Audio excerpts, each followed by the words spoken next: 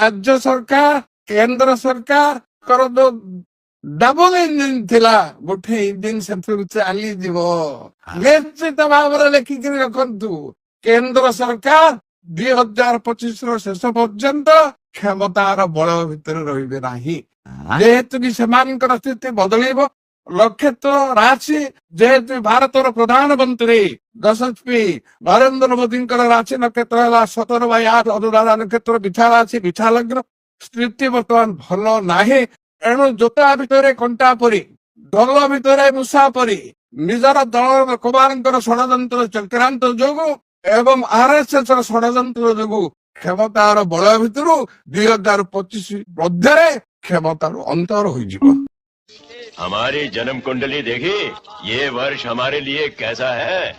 ताऊ जी, ये वर्ष आपके लिए ठीक नहीं है। मंगल चौथे घर से 7वें घर में प्रवेश कर चुका है, मृत्यु भी हो सकती है। आपने अपनी कुंडली देखी पंडित जी? कितने साल की आयु लिखी है? मेरी आयु 90 वर्ष की लिखी है। अच्छा, लारे लल्ला।